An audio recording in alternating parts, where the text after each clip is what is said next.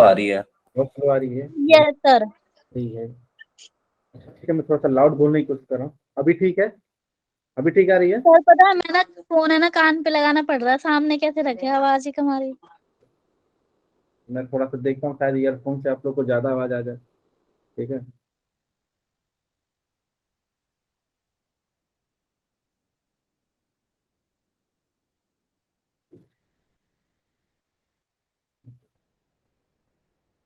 हाँ, अभी आवाज आ रही है क्या आप लोग को? अभी आवाज आ रही है सर, या कम आ रही है? सर अब ठीक है। अभी ठीक है? ठीक है। थोड़ी बेटर है। यस क्या बेटा?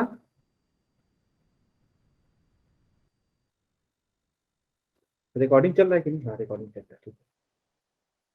चलिए हम लोग क्लास स्टार्ट करते हैं आज का। देखते हैं आज क्या क्या है चीजें पढ़ने में, पता नहीं कानों पैसा क्या क्या देके चलेंगे हम। सबसे अच्छे नंबर कौन लेगा, लड़कियां लेके आएंगे कि लड़कियां लेके आएंगी? तो मतलब कुछ नहीं बोला कि मैंने बोला मैम लड़कियां लेके आएंगी, लड़कियां पढ़े लिखे अनपढ़ पास हो गए हैं।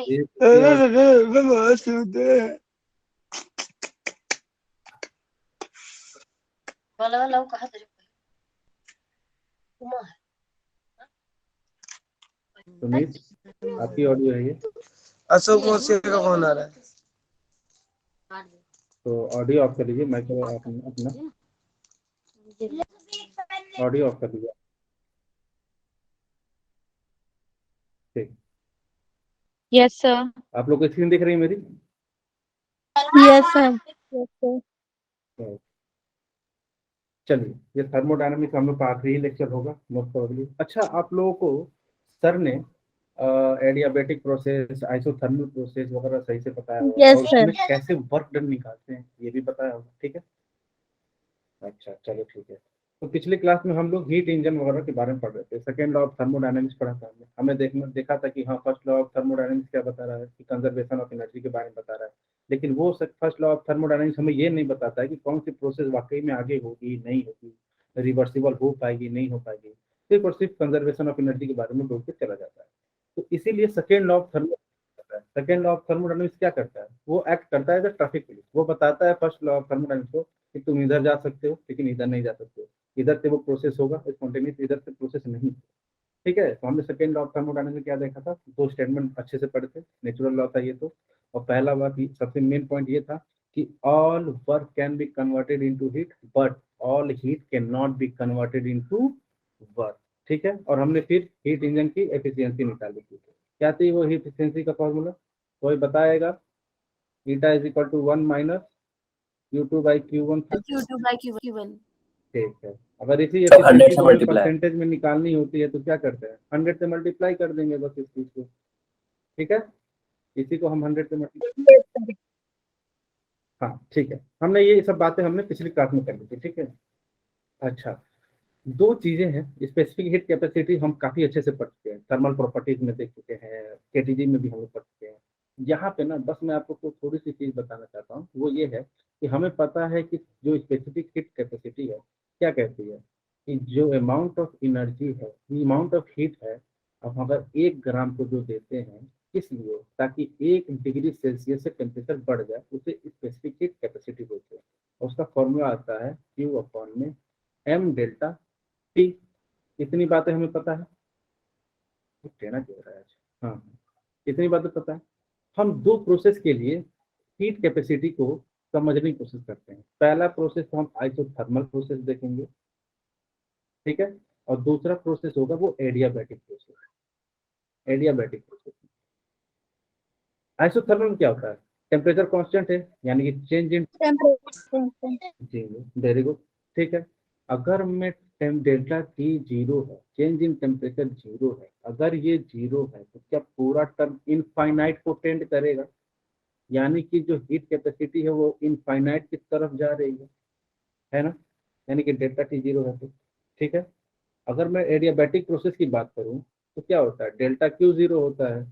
अगर Zero. क्यू जीरो हो गया यहाँ पे तो सी क्या हो गया, जीरो हो गया।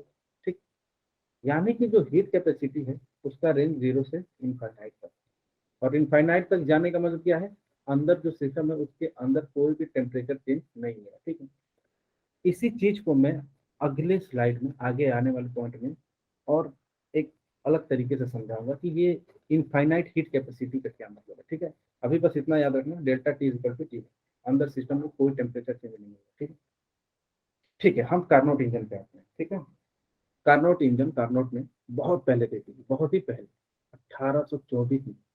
और सोचो इस समय ही देखकर ये बंदा इतना कॉन्फिडेंस था कि इस आने मतलब इस पृथ्वी पे कोई भी इतना एफिशिएंटली इंजन नहीं बना सकता। ये बड़े दावे के साथ बोलता था।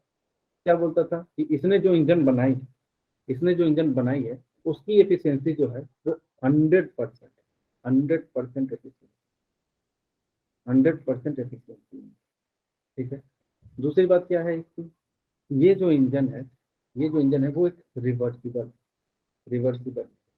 ठीक है, रिवर्सिबल रिवर्सिबल इंजन। ये सारी बातें तो ठीक है।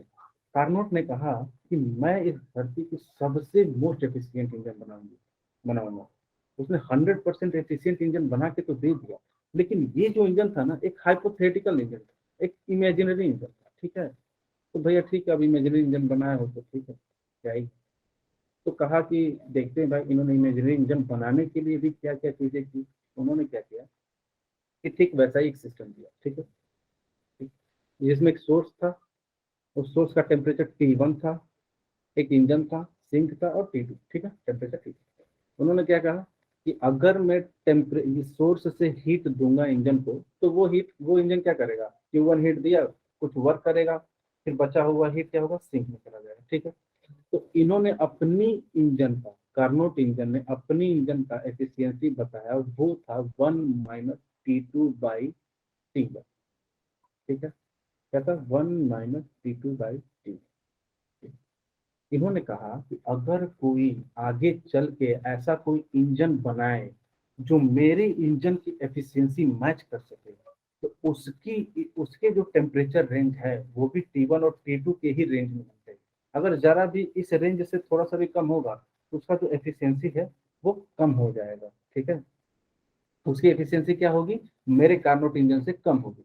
और अगर टेम्परेचर T1 और T2 मान लेते हैं, T1 को मतलब 10,000 डिग्री सेल्सियस, T2 को मान लेते हैं 100 डिग्री सेल्सियस, तो कुछ रेंज आ गया ना, एक एग्जांपल के तौर पर कुछ रेंज आ गया ना। तो उन्होंने कहा इतनी रेंज में अगर किसी ने बनाया तो मैक्सिमम एफिशिएंसी उतनी ही आएगी जो मेरी कार्नोट इंजन की है, और अगर इसके रेंज में कुछ कम आया तो एफिशिएंसी कम आएगी। ठीक है, ये जो फॉर्मूला है ना वो सिर्फ और सिर्फ कार्नोट इंजन पे अप्लाई, किससे, कार्नोट इंजन पे। ठीक है, और हमने हीट इंजन में भी एक फॉर्मूला पढ़ा है, अभी अभी जस्ट रिवाइज किया हमने, 1 - Q2/Q1। ये जो फॉर्मूला है ये सारे हीट इंजन पे फॉर ऑल। ठीक है, अच्छा क्या मैं इन दोनों को कंपेयर करके ऐसा लिख सकता हूँ, Q2/Q1 इज इक्वल टू में T2/Q1? दिख रहा है, कंपेयर करके तो लिख ही सकते हैं, दिख रहा है, साफ साफ दिख रहा है, हाँ या यस ना। ठीक है, ये वाला चीज ना यस सर। कई बार क्वेश्चन आते हैं ना, डायरेक्ट ये चीज अप्लाई होती है, डायरेक्ट, है ना, तो ये रिलेशन भी याद रखना। बाकी हमें पता है कार्नोट हीट इंजन का जो एफिशिएंसी होगा वो 1 - T2/T1 है। T2 सिंक है, T1 सोर्स है, हमेशा नीचे आएगा जो सोर्स वाला होगा। ठीक है, और हीट इंजन का ये। ठीक है, अब हम देखेंगे कि कार्नोट ने अपनी ये जो इंजन बनाई थी कि इमेजिनरी इंजन, उसका सेटअप क्या था, उन्होंने कैसे अपनी हीट इंजन की एफिशिएंसी 1 - T2/T1 लोगों को दिखाया, समझाया। ठीक है, उन्होंने इस चीज को समझाने के लिए कुछ सेटअप बनाया।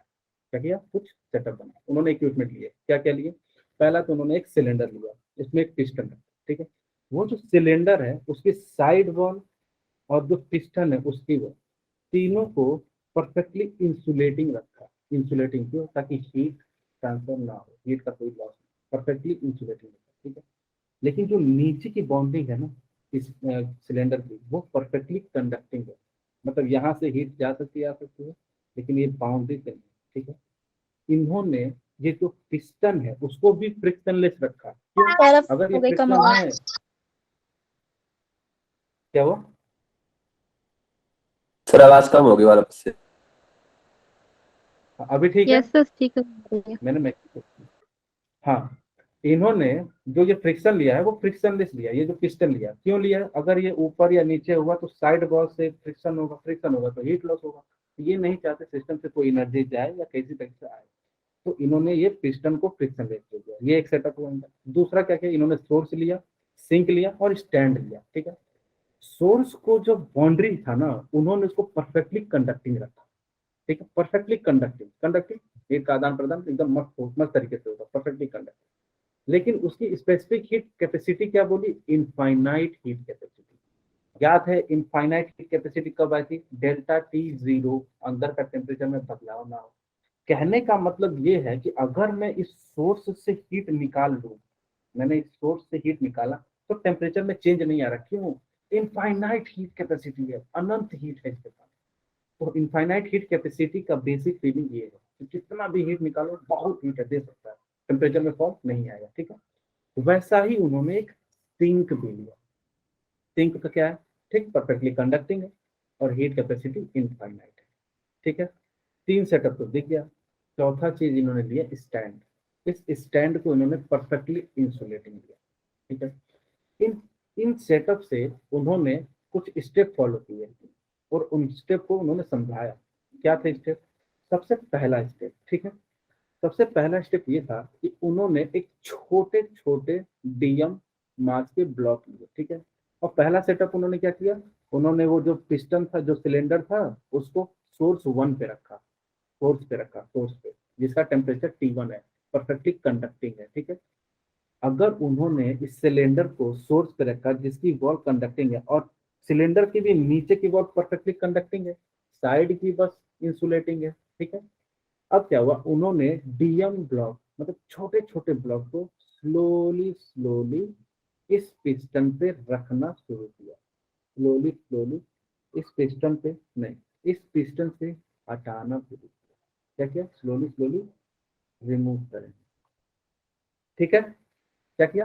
बहुत छोटे छोटे ब्लॉक है, बहुत छोटे छोटे। हमने क्या किया, एक ब्लॉक को हटाया तो पिस्टन क्या करेगा, थोड़ा सा ऊपर मूव करेंगे, फिर छोटा सा ब्लॉक है, फिर थोड़ा सा मूव करेंगे, फिर छोटा सा मूव, थोड़ा सा मूव करेंगे, तो बहुत स्लोली है, तो आराम से ऊपर। ठीक है? जब भी प्रोसेस स्लोली होता है तो टेम्परेचर में चेंज नहीं आता, आइसोथर्मल प्रोसेस होता है। हमने आइसोथर्मल प्रोसेस, एडियाबैटिक प्रोसेस में ये सिस्टम पर देखा था कि जब भी प्रोसेस बहुत स्लो होता है तो वो आइसोथर्मल प्रोसेस होता है। ठीक है, और यहाँ पे क्या हो रहा है, ब्लॉक हटा रहे हैं तो ऊपर मूव कर रहे हैं, यानी कि गैस के वो एक्सपेंड कर रहा है, वॉल्यूम बढ़ रहा है, तो आइसोथर्मल एक्सपेंशन। ठीक है, आइसोथर्मल एक्सपेंशन हो रहा है। अच्छा, जब ये ऊपर मूव करेगा तो अंदर गैस है, उसकी इंटरनल एनर्जी होगी, तो क्या वो ऊपर मूव करेगा तो इंटरनल एनर्जी को कम करने की कोशिश करेगा। इंटरनल एनर्जी लिया और ऊपर मूव कर रहा है, तो जो ही इंटरनल एनर्जी से वो एनर्जी लेने की कोशिश करेगा ना, ये अंदर का जो एनर्जी है वो अंदर के मॉलिक्यूल इस सोर्स से तुरंत हीट ले लेंगे और अपना टेम्परेचर मेंटेन कर लेंगे। तो इसके अंदर कोई भी चेंज नहीं आएगा इंटरनल एनर्जी में। ठीक है, नहीं आएगा। ये तो चीज फील की। अगर आप डायरेक्ट भी देखेंगे आइसोथर्मल प्रोसेस है तो डेल्टा टी 0 होगा, और डेल्टा टी जब 0 होता है तो NCV डेल्टा टी, तो डेल्टा यू भी 0 हो जाएगा। Delta U is equal to NCV delta T 0, तो इंटरनल एनर्जी भी 0।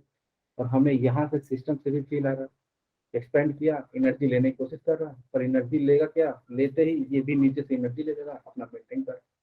ठीक है, यहाँ तक सही है। स्टेप 1 समझ में आ गया यस है ना? सर। ठीक है, फिर क्या करते हैं, उन्होंने इस सिलेंडर को उठाया और स्टैंड पे रख दिया। इस स्टैंड पे रख दिया, स्टैंड तो परफेक्टली इंसुलेटिंग है। और उन्होंने क्या किया, अब ये ब्लॉक को ना बहुत जल्दी होता है, फास्ट रिमूव करने लगे, जल्दी लगा। ठीक है, बहुत जल्दी। ठीक है, ये इंसुलेटिंग है। ठीक है, यहाँ पे ये स्टैंड भी इंसुलेटिंग है। ठीक है, अच्छा, जब भी प्रोसेस फास्ट होता है ना तो वो एडियाबैटिक प्रोसेस होता है। जब भी प्रोसेस फास्ट होता है तो एडियाबैटिक होता है। आपको ये चीज फील है ना, आइसोथर्मल और एडियाबैटिक का प्रोसेस स्लो होता है तो आइसोथर्मल होता है, फास्ट होता है तो एडियाबैटिक होता है। ये चीज फील है कि नहीं है आपको? Yes sir. ठीक है, तो जब यहाँ पे बहुत तेजी से हटाएगा, तो यहाँ पे जब उन्होंने मास को हटाना शुरू किया बहुत तेजी से ऊपर वॉल्यूम बढ़ेगा। ठीक है, ऊपर वॉल्यूम बढ़ा मतलब एक्सपैंड कर रहा है, यानी कि एडियाबेटिक एक्सपेंशन होगा, एडियाबेटिक एक्सपेंशन होगा, एडियाबेटिक एक्सपेंशन होगा। और इस बार क्या डेल्टा क्यू जीरो है, तो जो भी वर्डन होगा वो इंटरनल एनर्जी से लेके काम करेगा, है कि नहीं है। तो टेम्परेचर कुछ गिरेगा इसका, है कि नहीं, टेम्परेचर कुछ गिरेगा। Yes sir. ठीक है, देखो Q is equal to W plus में डेल्टा यू होता है, ये तो जीरो हो जाएगा, तो W is equal to minus of delta U, यानी कि work done by the system तो हो रहा है, तो वो एनर्जी ले रहा है इंटरनल की। देखो अंदर की इंटरनल एनर्जी में गिरावट आ गई, माइनस में आ गया, ठीक है। तो अंदर का जब इंटरनल एनर्जी गिरेगा तो उसका टेम्परेचर गिरेगा, टेम्परेचर गिरेगा। यहाँ पर टेम्परेचर T1 था, तो हम इसको तब तक ब्लॉक को हटाएंगे, तब तक ब्लॉक को हटाएंगे जब तक इसके अंदर का टेम्परेचर T2 पे ना आ जाए। इतनी बात समझ में आई?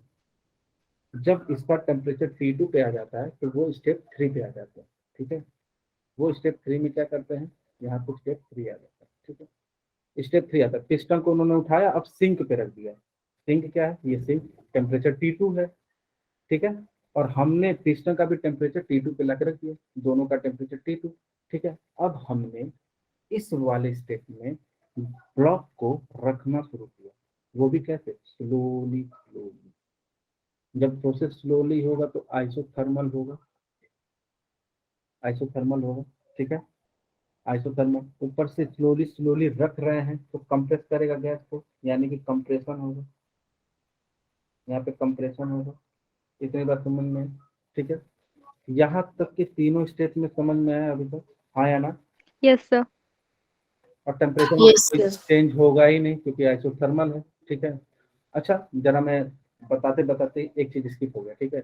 हम इसको जरा सा पीवी कर्व पे भी रिप्रेजेंट करते हैं, ठीक है। तो हम पहला स्टेप लेते हैं, पहला स्टेप का, ठीक है। मान लिया ए से बी जा रहा है, तो पहला स्टेप में क्या हो रहा है, आइसोथर्मल एक्सपेंशन हो रहा है।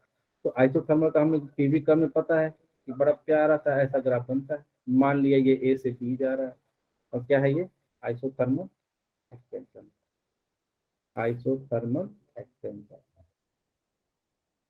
ठीक है। फिर क्या हुआ, स्टेप बी में हमने बहुत तेजी से चढ़ाया तो एडियाबेटिकली एक्सपेंशन हुआ। तो एडियाबेटिक में तो भाई बहुत तेजी से ग्राफ गिरता है, हमें पता है, काफी उसका स्टीप ग्राफ होता है ऐसे, ठीक है। फिर हम जब एडियाबेटिक एक्सपेंशन हो गया तो हमने ब्लॉक को स्लोली स्लोली रखना शुरू किया। जब ब्लॉक को स्लोली स्लोली रखना शुरू किया तो क्या होगा, आइसोथर्मल कंप्रेशन। तो आइसोथर्मल कंप्रेशन है, तब ये यहाँ से ऐसे मूव करेगा, ठीक है। यहाँ तक ये ऐसे गया, ये ऐसे गया, ये ऐसे गया, ठीक है। यहाँ तक का हमें पता चल गया, डी तक। अब हम सर सी से डी वाला बता दीजिए। सी से डी, देखो ये स्लोली स्लोली हम रख रहे हैं, रख रहे हैं, रख रहे हैं, आइसोथर्मल कंप्रेशन है। तो आइसोथर्मल का ग्राफ हमें पता है पीवी कर्व में, तो पीवी कर्व में ऐसे ही बनेगा, लेकिन पीछे की तरफ जा रहा है, क्यों, कंप्रेशन हो रहा है, यानी कि वॉल्यूम घटेगा। तो देखो वॉल्यूम घट रहा है, तो ऐसे जाएगा, ठीक है। Okay sir. तो ये क्या है, आइसोथर्मल कंप्रेशन, ठीक है। अब हम आते स्टेप 4 पे, इसको उठा के हमने स्टैंड पे रख दिया, ठीक है। जब स्टैंड पे रखेंगे फिर से, फिर अब हमने ब्लॉक को क्या किया, बहुत तेजी तेजी से रखना शुरू किया, फास्ट। जब फास्ट होगा तो एडियाबेटिक होगा, एडियाबेटिक होगा। और कंप्रेस कर रहा है, बहुत तेजी से रख रहा है तो कंप्रेस हो रहा है, ठीक है। तो एडियाबेटिक कंप्रेशन, ठीक है, एडियाबेटिक कंप्रेशन है। तो क्या है इसका ग्राफ, तो इसी को बना देता हूं। तो इसका ग्राफ कुछ ऐसे आएगा, ये ऐसा होगा, ये डी पॉइंट पे होगा, ठीक है। ठीक है, ये स्टेप समझ में आया, ठीक है। अभी समझते हैं कि आगे और किस तरीके से इन्होंने चीजों को अपना कार्नोट इंजन का एफिशिएंसी लेकर आए, ठीक है। यहाँ तक क्लियर है, ठीक है। यस ये सर। ठीक है, आगे बढ़े, किसी को और कोई दिक्कत, यस सर। ठीक है।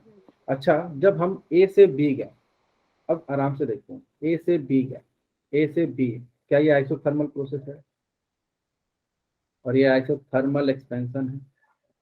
जब आइसोथर्मल होगा यानी कि delta T is equal to zero होगा। डेल्टा टी जीरो मतलब internal energy zero, internal energy में भी कोई चेंज नहीं आएगा, यानी कि इंटरनल एनर्जी जीरो मतलब फर्स्ट लॉ ऑफ थर्मोडायनामिक्स के हिसाब से तो ये जीरो हो गया। तो क्या Q is equal to W होगा? अगर मैं पहले प्रोसेस की बात करूं जब एक्सपेंड हो रहा है, ठीक है, मान लेते हैं कि हमने हीट Q1 दी, तो Q1 इज इक्वल टू में W1 होगा। और आइसोथर्मल एक्सपेंशन में, आइसोथर्मल प्रोसेस में वर्क में क्या होता है? nRT log e to the power final volume upon में इनिशियल वॉल्यूम। होता है कि नहीं होता है? हाँ या ना? यस सर, होता है। Yes sir. ठीक है। किसी को कोई कंफ्यूजन कि मैंने T1 क्यों लिया? क्योंकि ये पहला प्रोसेस हो रहा है, हमने उसको वर्क डन और यहाँ पे T1 है और फाइनल वॉल्यूम अपन इनिशियल वॉल्यूम। ठीक है, अब हम आते हैं दूसरे स्टेप पे। दूसरा स्टेप क्या है? मान लेते हैं बी से सी पे चलते हैं। बी से सी क्या है? Adiabatic, adiabatic expansion. हाँ, आप लोग को तो आवाज धीरे चला गई, मेरे को कान में बहुत तेज सुनाई दे रहा है। हाँ, एडियाबैटिक एक्सपेंशन। ठीक है। अच्छा, एडियाबैटिक एक्सपेंशन होता है तो उसका वर्क डन क्या हमें पता है? क्या होता है वर्क डन? nR अपॉन में 1 minus gamma T2 by T1 होता है क्या? होता है। दो यस सर। एडियाबैटिक में दो फॉर्मूले आते हैं, एक P2 V2 के रेस्पेक्ट में आता है, प्रेशर वॉल्यूम के रेस्पेक्ट में। तो ये nRT2 की जगह पे P2 V2 आ जाता है और माइनस P1 V1। मैं टेम्परेचर के रेस्पेक्ट में वो फॉर्मूला लिख रहा हूँ। ठीक है, तो वर्क डन एडियाबैटिक क्या हो जाएगा? W2 equal to nR upon में 1 minus gamma T2 minus T1। फिर हमने C से D पे देखा।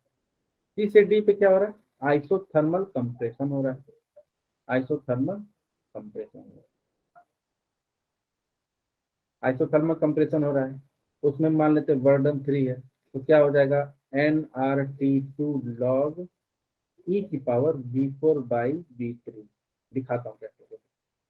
यहाँ से पीछे गया, ठीक है, मान लिया कि ये वर्क डन 3 है और टेम्परेचर कितना है? T2 है पूरे दौरान पे। ठीक है, तो क्या आ गया फॉर्मूला? nRT2 log, और वॉल्यूम क्या होता है? Final minus initial, final volume V4 initial volume. ठीक है, ये इतना, ये एक्सप्रेशन ठीक है। फिर आता है डी से ए पे। डी से क्या है? Adiabatic compression, adiabatic compression. ठीक, एडियाबैटिक कंप्रेशन में मान लेते हैं वर्क डन 4, तो क्या आ जाएगा?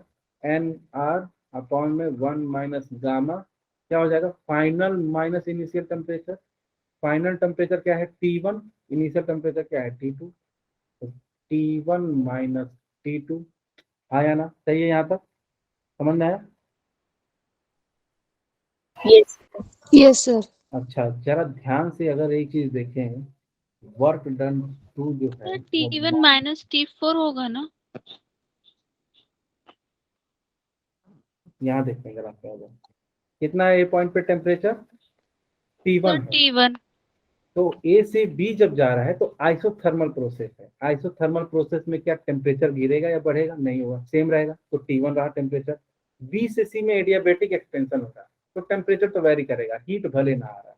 तो T1 से T2 गया, फिर पीछे जब आया तो आइसोथर्मल कंप्रेशन, यानी कि टेम्परेचर का वेरिएशन नहीं आएगा। तो T2 से T1, और फिर जब वापस जा रहा है तो उसी पॉइंट पे जा रहा है तो T1 टेम्परेचर तो पहले से ही है। और अगर तुम ध्यान दो तो मैंने बहुत बारीकी से T1 से T2 पे खुद लाया था।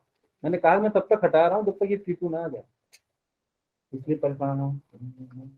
समझ में आ गया क्यों T2 माइनस T1 है या T1 माइनस T2? ठीक है, फाइनल माइनस इनिशियल आता है। ठीक है, अच्छा ध्यान से देखो, वर्क डन T2 क्या है? Work done by work done by second process nR 1 minus gamma T2 minus T1, और work done by fourth nR upon 1 minus gamma T1 minus T2। यानी जो work done by second process है वो क्या minus of W4 है, एकदम opposite है। यहाँ से मैं निगेटिव ले लूँ तो ये T2 माइनस T1 हो जाएगा। तो सेम तो ये भी है ना। ठीक है, ठीक है, मैं क्या करता हूँ, मैं वर्क डन नेट निकालता हूँ। Work done net, work done net क्या होता है? वन, सारा वर्क डन को जोड़ दूं मैं, सारा वर्क डन को जोड़ दूं मैं, यही होगा।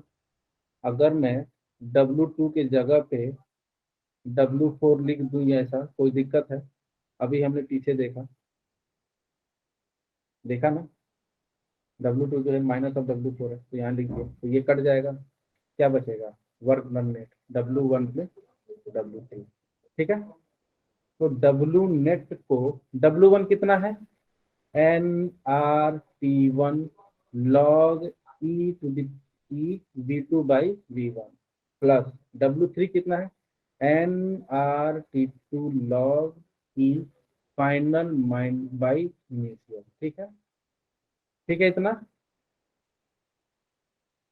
ठीक यस सर। है। Yes. अच्छा, हमने हीट कितना दिया है Q1, ठीक है, हीट कितना दिया है Q1 दिया है ना, Q1 कितना है Q1 is equal to W1, तो क्या Q1 is equal to nRT1 log e की पावर V2 बाई V1 होगा, तो nRT1 log e की पावर V2 बाई V1। यहाँ तक किसी को दिक्कत समस्या परेशानी नहीं? सर क्लियर है। बहुत बढ़िया, क्लियर है। तो एफिशिएंसी बता दो क्या होता है। एफिशिएंसी होता है वर्क डन नेट अपॉन में हीट गिवन, होता है कि नहीं। तो मैं यहाँ पे nRT1 log e V2 by V1 plus nRT2 log e V4 by V3 upon में हीट गिवन क्या है Q1, तो nRT1 log e V2 by V1 होगा, हाँ या ना? Yes. अगर मैं ये दोनों तो सेम है तो कट जाएगा, तो 1 आ जाएगा, प्लस ये दोनों में एनआर कैंसिल, तो T2 log e V4 by V3 upon में T1 log e V2 by V1 कितना हो जाएगा। ठीक है, आगे बढ़ी क्या? Yes. आगे यस हमने क्या लिखा पिछला question, 1 plus T2 by T1, ये log e की पावर V4 बाई V3, और नीचे क्या है log e की पावर V2 बाई V1, ये V2 बाई V1। ठीक है। अच्छा, अब जरा सा हम थोड़ा सा आते हैं इस प्रोसेस। ये आइसोथर्मल है, ठीक है, तो PV is equal to nRT होता है, आइसोथर्मल है तो पूरा कांस्टेंट हो जाता है, तो हम P1 V1 is equal to P2 V2 लिख सकते थे, ठीक है, Yes, sir. ऐसे लिख सकते हैं ना P1, ठीक है। अच्छा, हमें एडियाबैटिक में एक और रिलेशन पता है, PV की power gamma is equal to constant लिखा होता है, पता है ना, ठीक है। Yes sir. अब ध्यान से याद रखना, पहला प्रोसेस आइसोथर्मल, दूसरा प्रोसेस एडियाबैटिक, फिर आइसोथर्मल, फिर एडियाबैटिक, ठीक है। अब मैं यहाँ एक इक्वेशन लिखने जा रहा हूँ, समझना, ठीक है। मैं लिख रहा हूँ, थोड़ा सा पेन चेंज कर लेता कलर, थोड़ा सा रंग बिरंगा करना। मैं लिख रहा हूँ P1 V1 is equal to P2 V2, isothermal process था, ठीक। अब मैं लिख रहा हूँ P2 V2 की power gamma is equal to में P3 V3 की पावर गामा, एडियाबैटिक था, ठीक। अब मैं लिखूंगा P3 V3 is equal to P4 V4, isothermal process. अब मैं लिख रहा हूँ P4 V4 की power gamma is equal to में P1 V1 की पावर गामा। यहाँ पे किसी को डाउट हुआ? सारा प्रोसेस लिखा, ठीक है। Adiabatic, isothermal, adiabatic, isothermal, adiabatic, ठीक है। अगर मैं इन चारों इक्वेशन को आपस में मल्टीप्लाई करूं तो लेफ्ट वाला आपस में मल्टीप्लाई होगा, राइट वाला आपस में मल्टीप्लाई होगा, मल्टीप्लाइंग दे, मल्टीप्लाइंग दे, अरे मल्टीप्लाइंग दे, ठीक है। जरा ध्यान से देखो, राइट लेफ्ट वाला एक दूसरे से मल्टीप्लाई हो रहा है, राइट वाला एक दूसरे से। मैंने लेफ्ट वाला मल्टीप्लाई किया तो P1 P2 P3 P4 भी आ रहा है, फिर एक V1 V2 की पावर गामा, V3 V4 की पावर गामा, ठीक है। ध्यान देना, P1 P2 P3 P4 आ रहा है मल्टीप्लिकेशन में, इधर ध्यान दो, फिर से आएगा इधर भी P1 P2 P3 P4, ये दोनों कैंसिल हो जाएगा इधर से, कट से क्या बचेगा हमारे पास, V1 V2 की पावर गामा, V3 V4 की power gamma is equal to V2 V3 की पावर गामा V4 V1 की पावर गामा। समझ आया कि उड़ गया? Yes sir. समझ आया? Yes, sir. आ गया. दिमाग में कैलकुलेशन कर लिया करो, इससे थोड़ा सा अच्छा रहेगा, एग्जाम में भी फास्ट कैलकुलेशन होगा, ठीक। अब मैं थोड़ा सा वेरिएबल्स को कॉमन करता हूँ, एक साइड में एक को लाता हूँ, एक साइड में दूसरे को लाता हूँ। मैं काम करता हूँ, V2 को इधर लाता हूँ, तो V2 की पावर गामा माइनस 1, फिर मैं V4 को लिखता हूँ, V4 की पावर गामा माइनस 1। क्यों लिखा? V2 यहाँ पे है, V2 नीचे आएगा, ऊपर जाएगा तो -1 में चल जाएगा, हो गया। V4 लिया मैंने, गामा है, V4 एक नीचे आएगा फिर ऊपर जाएगा तो gamma minus 1 is equal to V3 है, V3 की पावर गामा है, यहाँ से नीचे जाएगा और नीचे से फिर ऊपर एक जाएगा तो वो -1 चल जाएगा।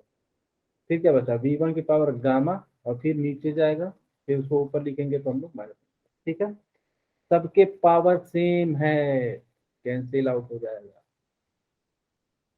ठीक है, तो यहाँ से V4 बाई V3, अरे भैया कभी तो सुंदर लिख जाया करो यार। हाँ, V4 by V3 is equal to V1 by V2। हाँ भैया, इतना एक्सप्रेशन समझ में आ गया। ठीक है, ठीक है, यहाँ देखो, eta is equal to 1 plus T2 by T1 log e की पावर V4 बाई V3 है और नीचे V2 बाई V1 है, पर हमारे एक्सप्रेशन में ना V4 by V3 is equal to V1 by V2 है। अगर V2 बाई V3 होता, वीडियो पॉज हो गई क्या? Hello hello, no sir. अभी कुछ नहीं दिख रहा है क्या स्क्रीन पे? सर दिख रहा है। सर दिख रहा है। सर ये दिख रहा है। ये जलेबी दिख रहा है, यस सर। Yes sir. भिजवा दूं? भिजवा दूं क्या? यस सर, भिजवा दो। आपको मिट गया, पहले बोलना था ना, मैंने मिटा दिया। चलो कोई नहीं, अभी मैं बनाऊंगा लास्ट में, जब आप लोग को सवाल दूंगा ना मैं फ्री टाइम में, तब मैं बनाऊंगा, अच्छा बनाऊंगा, टेस्टी सर बनाऊंगा। असली वाली भिजवा दो, कोई नहीं अब। बिल्कुल, जिस दिन मीटअप होगा ना मेरे तरफ से पार्टी, लेकिन पता नहीं मीटअप कैसे होगा। चलो कोई नहीं, कभी ना कभी तो मिलेंगे ही, ठीक है, तो जरूर खिलाएंगे आप लोगों को। ठीक है, हाँ तो हम लोग आ जाते हैं जलेबी में। हम लोग बोलने कहा है, देखो हमें क्या लाना था, V4 बाई V3 है और यहाँ पे V2 बाई V1 है। यहाँ पे V4 by V3 is equal to V1 by V2 है, इसको इन्वर्स करना है। तो हमें लॉग में पता है, अगर मैं देखूं लॉग में अगर 2/3 लिखा होता है, इसको मैं अगर ऐसे लिखूं 3/2 की पावर -1 जाएगा और ये माइनस यहाँ पे आ जाता है। ऐसा होता है लॉग में, होता है कि नहीं? Yes sir. Yes sir. ठीक है, तो मैं क्या करता हूँ, इसका मैं पावर पलट देता हूँ। जब मैं इसको पलटूंगा तो ईटा इज इक्वल टू 1, यहाँ पे T2 बाई T1 ये प्लस में log e V4 by V3 upon में log e V2 by V1 को जब मैं लिखूंगा तो माइनस आएगा बाहर, तो ये V1 बाई V2 हो जाएगा। इस माइनस को मैं और बाहर लिख सकता हूँ इधर, तो ये वाला प्लस माइनस हो जाएगा। ठीक है, अब जरा ध्यान से देखो, V4 by V3 is equal to V1 by V2 है। तो अगर मैं इस इक्वेशन में यहाँ पे V4 बाई V3 लिख दूंगा तो ये पूरा का पूरा कैंसिल हो जाएगा। क्या बचा है? Beta is equal to 1 minus T2 by T1। मुबारक हो, एफिशिएंसी कार्नोट यूनिटी आ गई। ठीक है, यहाँ तक समझ में आया सबको? Yes sir. यस। कोई दिक्कत, Yes. समस्या, परेशानी? ठीक है, अच्छा ये तो आ गया, याद रखना। और ये वाला रिलेशन भी याद रखना, बहुत इंपॉर्टेंट है। मतलब क्वेश्चन आता है ना तो सवाल ना कभी कभी हम लोग करते रह जाते हैं, और इस वाले से आराम से हो जाता है। मैं आप लोगों को सवाल दिखाऊंगा अभी कि कैसे आता है। ठीक है, यहाँ तक नोट डाउन कर लिया आप लोगों ने? Yes sir. ये एक सवाल है, सर कीजिए आपने। नहीं क्या बेटा, नोट नोट नहीं हुआ? सर, पीछे वाली फ्लैट दिखा दीजिए। अच्छा अरे हाँ, हो गया, यही ना?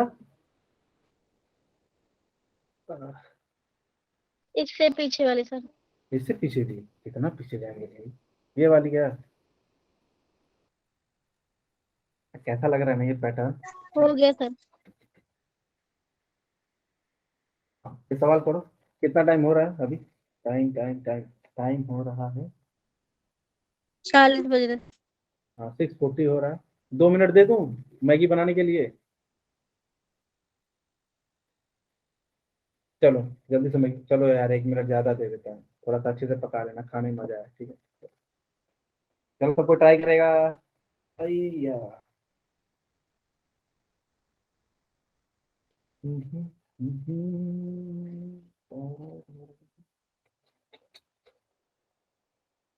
सैटरडे को रिवीजन क्लास में आप लोग मस्ट आइएगा, ठीक है। वहाँ पे हम लोग अच्छे अच्छे सवाल करेंगे, ठीक है, बढ़िया बढ़िया सवाल करेंगे। वो इम्पोर्टेंट क्लास है, ठीक है। वहाँ पे बहुत सारी चीज़ें क्लियर भी, ठीक है। आइएगा जरूर, मिस नहीं करना है, क्लासेस को कभी मिस नहीं करना है, ठीक है। और आप बोलेंगे तो हम लोग कैसे सॉल्व करेंगे, मेरा तो काम है बोलना। मैं नहीं चुप होऊंगा।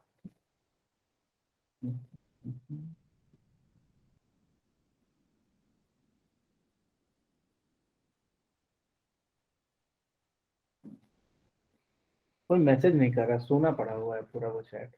मैसेज तो कर दो यार, हाय हेलो जो भी।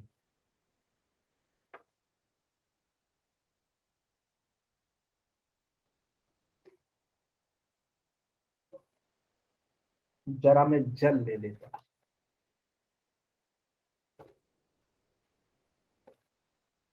हाँ, ये इतना ठंडा था ना, पूरा एक एक एटम पता चला कहाँ कहाँ से गया पेट पर। हम्म।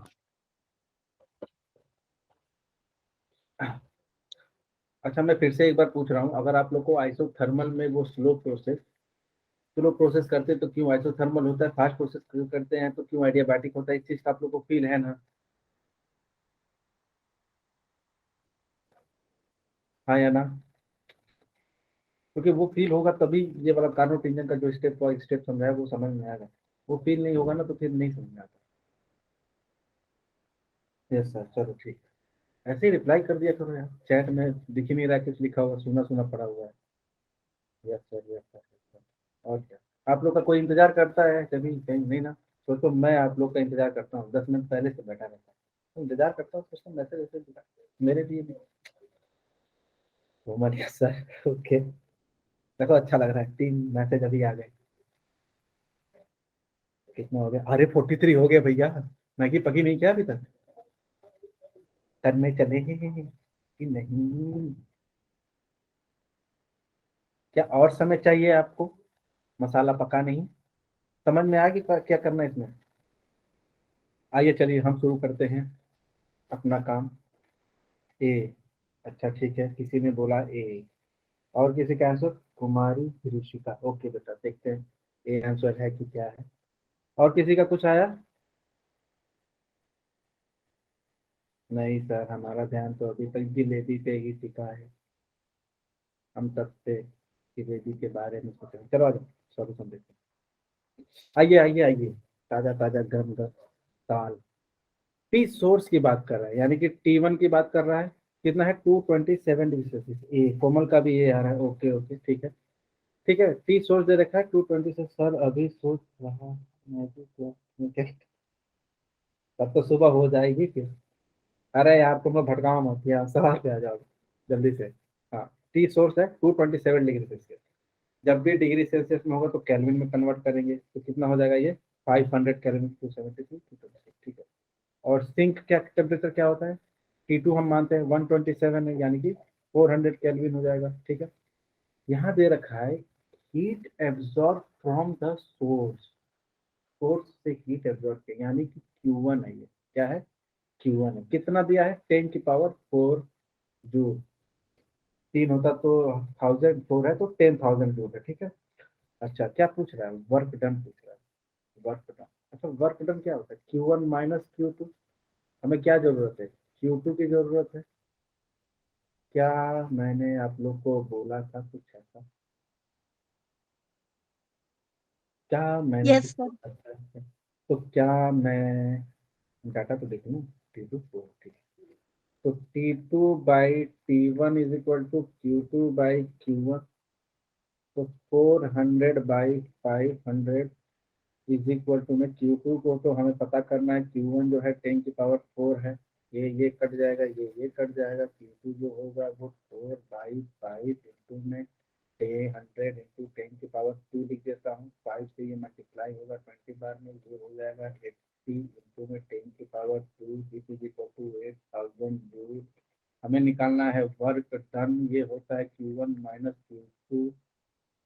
ये हो गया आपका 10,000 जूल, माइनस में ये हो गया 8,000 joule. This is equal to 2,000 joule answer है। ओहो, 1000 जूल तो मैगी में लग गई, गायब कर दिया 1000 जूल। ये आंसर बोलना है, ये कौन था ये? शीशिका और कोमल। मैगी पकाने में चला गया और मैं समझ सकता हूँ, कोई बात नहीं, एनर्जी तो उधर भी चाहिए। आया समझ में? जोक सपाट। समझ में आया? Yes sir. Yes sir. गलती कहाँ पे हुई थी जिन्होंने ये आंसर दिया था? ए, पता चल गया गलती कहाँ पे हुई थी, ठीक है।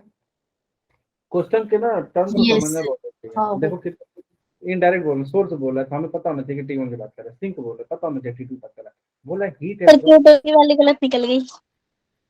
क्या? सर Q2 की वैल्यू गलत निकल गई, इससे फिर क्वेश्चन गलत हो गया। हाँ चलो कोई नहीं, जहाँ पे भी मिस्टेक हुआ होगा आप लोग को ये पता चल गया ना कहाँ मिस्टेक हुआ होगा, देखते, ठीक है। Yes sir. चलिए ये एक और सवाल है। कितना टाइम हो रहा है? आप लोग का अगला क्लास भी है क्या? एक और क्लास है क्या? नहीं ठीक है। सर। हाँ तो ठीक नो है सर, नहीं है सर। अच्छा ठीक है। 6:47 हो रहा है।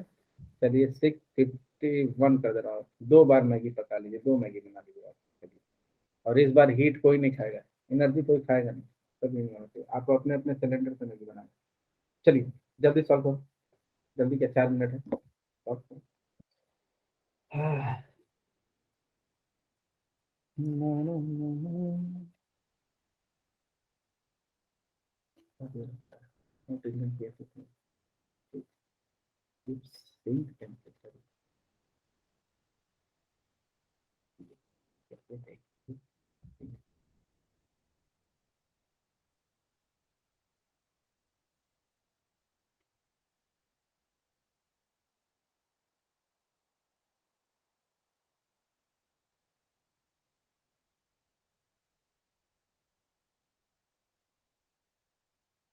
इतना सन्नाटा क्यों है भाई?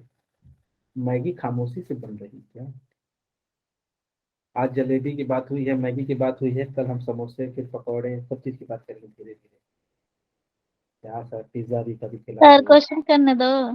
अच्छा ठीक है ओके ओके करो। मैं तो आप लोग का फोकस बढ़ाना चाहता हूँ कि बीच में कहीं ट्रेन आए, बस आए, फिर भी आपको फोकस, कंसंट्रेशन लेवल बढ़ाओ। What is. सर वो 65 सेल्सियस लिखा है, डिग्री हाँ सेल्सियस। हाँ, 65 डिग्री सेल्सियस है। कार्नोट इंजन का पहला एफिशिएंसी 1/6 था, बाद में 1/3 हो गया। Calculate actual sink temperature T2 actual.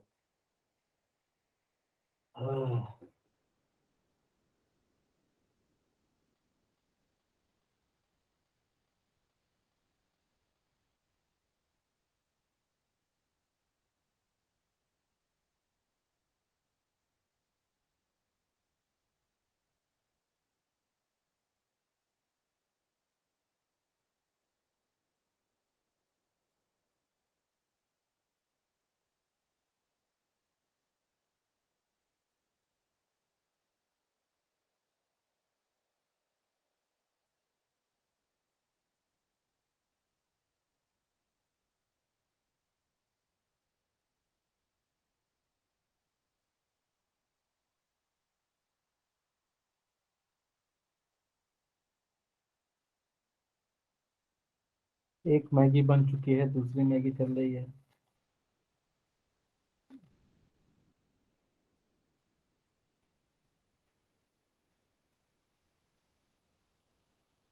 अक्सर मास्टर बच्चों से परेशान था, पहली बार बच्चे मास्टर से परेशान हुए। सर चुप रहो, सवाल करना।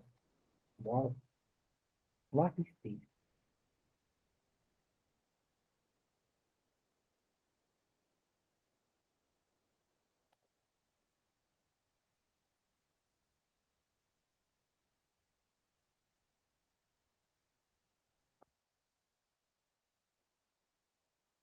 चलो आप सॉल्व करता हूँ मैं।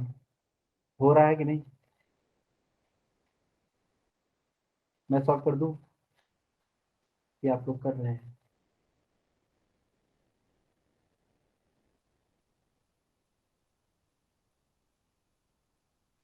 सर आंसर नहीं आया। ठीक है लाओ, चलो मैं सॉल्व करता हूँ। आ जाओ आ जाओ, ध्यान दो सभी लोग, सारी जनता इधर आ जाए। ठीक है ध्यान दे, क्या कह रहा है।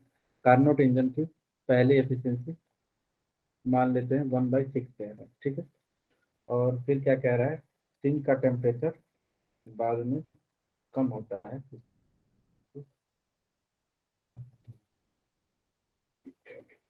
बाद में क्या है, मान लेते हैं एफिशिएंसी 1/3 है। कब गया?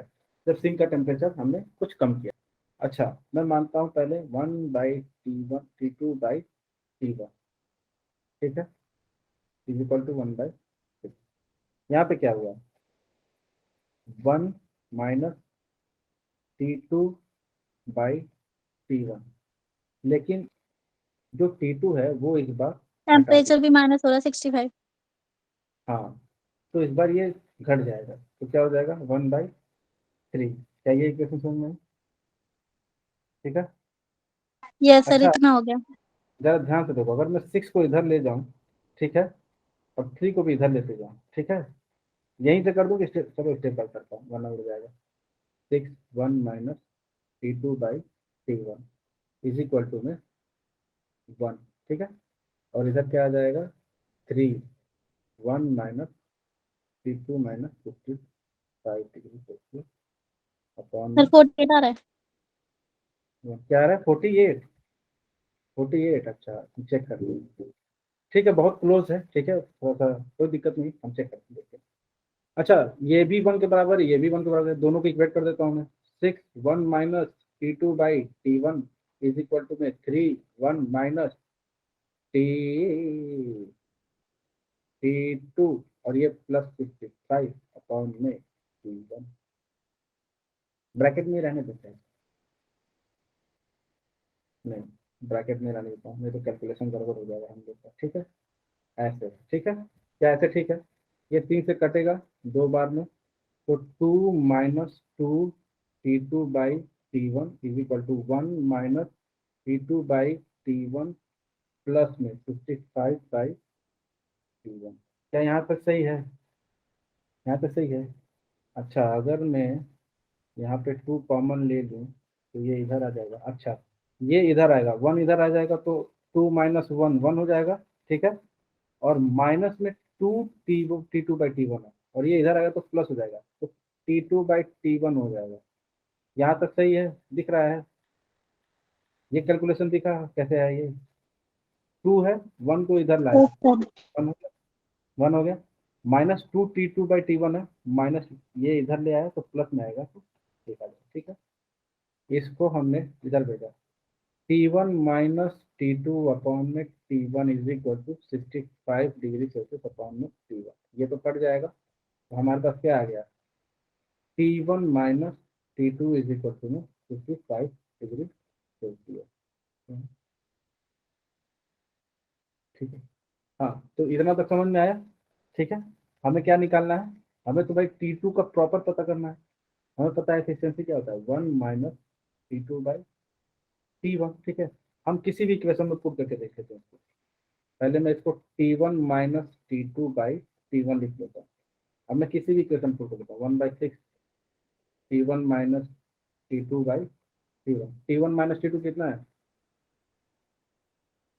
कितना है सर 65 65। डिग्री सेल्सियस, और ये क्या है T1, तो T1 कितना आ जाएगा यहाँ से 65 इंटू में 6, 65 130 390 डिग्री सेल्सियस, ठीक है। T2 कितना होगा, T1 माइनस T2 कितना है 65 डिग्री सेल्सियस है, 65 डिग्री सेल्सियस है, तो T2 कितना होगा, इसमें से 65 डिग्री सेल्सियस घटा दीजिए, कितना आएगा, ये भी मैं ही कर दूं, नहीं मैं ही कर दूं सब है? अच्छा, ये क्या है डिग्री सेल्सियस, कुछ गड़बड़ है क्या, कुछ गड़बड़ है, डिग्री सेल्सियस में देखो जरा, 65 और 390 डिग्री सेल्सियस, डिग्री 390 केल्विन में चलना चाहिए क्या, क्वेश्चन में ये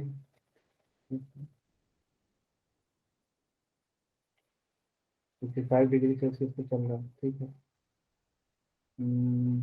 पता पता 65,